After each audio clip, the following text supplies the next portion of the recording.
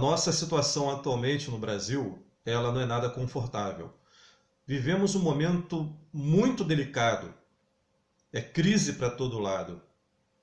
Crise financeira, crise política, crise ética, crise na saúde. Para onde você olhar, querido cidadão brasileiro, você vai enxergar a crise por todos os lados. A insatisfação do povo brasileiro, nossa insatisfação, ela já não pode mais ser represada. A população precisa tomar uma posição e, mais do que tomar uma posição, tomar atitude. Nós temos uma população carente, sofrida, estrangulada, que tem seus direitos sonegados dia após dia. É uma população que é sabotada na saúde, na educação, na segurança, em direitos básicos fundamentais. E nós vemos ainda gente que defende político, que idolatra político, trata políticos como se fossem seus ícones, seus ídolos, ou até deuses, que adotam partidos e ideologias políticas como se fossem clubes de futebol. Agem não com a razão, mas com a paixão. E é direito nosso, é direito de todo e qualquer cidadão, constitucionalmente falando, se manifestar, cobrar, exigir dos nossos governantes e até mesmo se opor, oferecer resistência contra todo e qualquer sistema político, contra todo e qualquer conluio político, contra todo e qualquer tipo de movimentação política que venha a prejudicar cada um de nós. E eu quero falar também sobre outra coisa interessante. No momento atual, no momento que estamos vivendo, não poderia ser diferente. Temos observado um grande levante da população. Não é como deveria ser ainda, mas é o começo.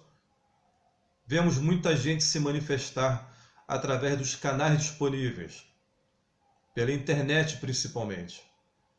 E uma outra coisa que tem me chamado muito a atenção, é um detalhe que eu vou trazer agora, é que nós temos um país que tem uma população enorme, gigantesca.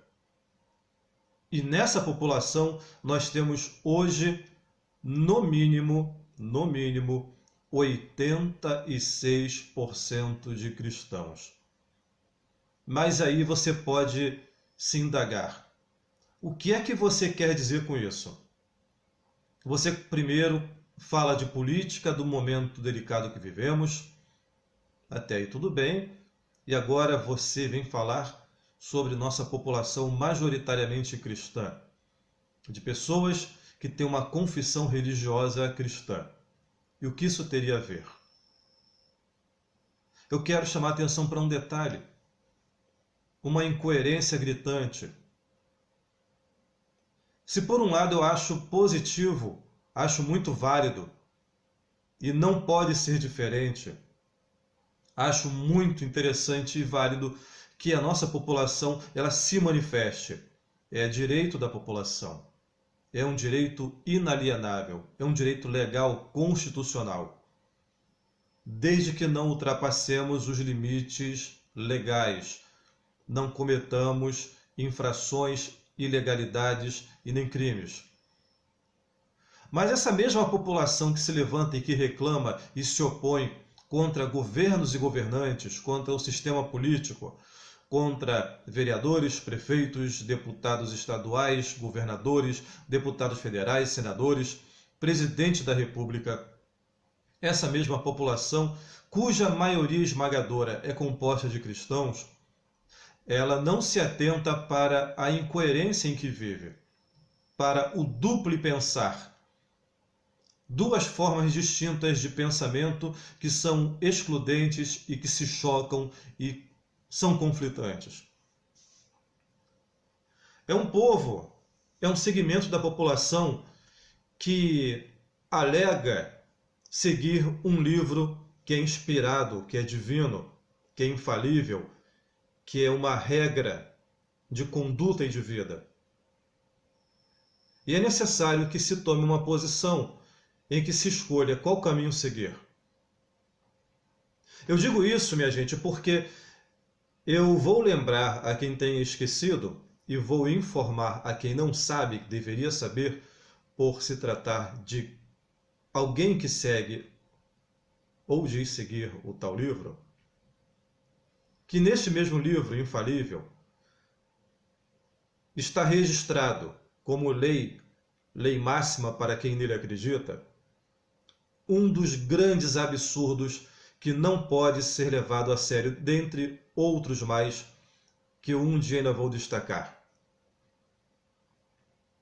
No Novo Testamento, na carta atribuída a Paulo, o suposto apóstolo, é a carta escrita aos Romanos, no capítulo 13, no versículo 1 e no versículo 2, nós temos a seguinte, não sugestão, não recomendação, mas sim uma ordem, uma ordenança, um mandamento para todos os cristãos, que diz exatamente assim: toda a alma esteja sujeita às autoridades superiores, porque não há autoridade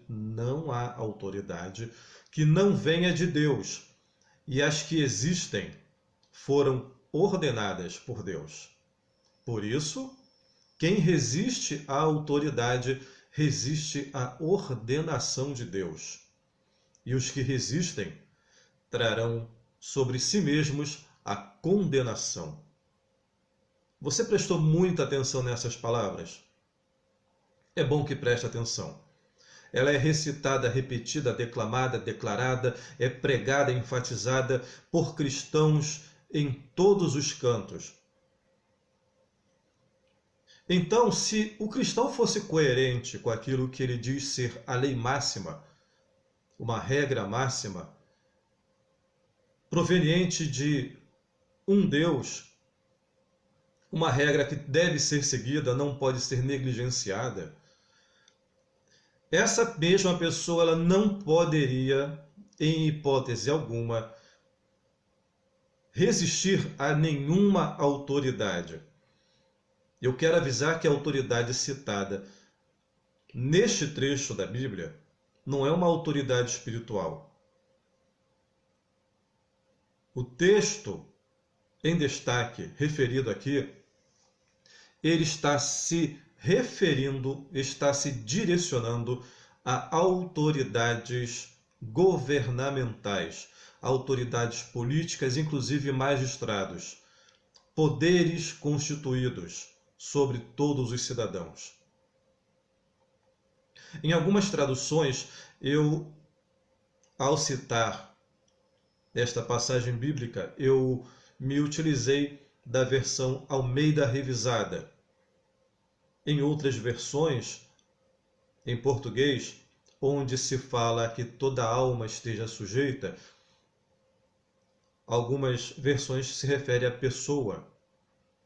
E em algumas outras versões, onde nesta versão se refere às autoridades, como autoridades mesmo, em outras versões elas são chamadas de potestades, que muita gente confunde com poderes espirituais.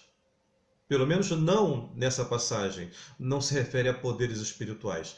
Potestades são poderes, sim, que podem ser espirituais ou terrenos. Nesse caso se refere a poderes constituídos, poderes terrenos, autoridades governamentais. Em algumas traduções da Bíblia, em inglês, inclusive, essa passagem é traduzida como autoridades governamentais, em algumas versões da Bíblia em inglês. No grego, literalmente, traduzindo de forma literal, é comando superior.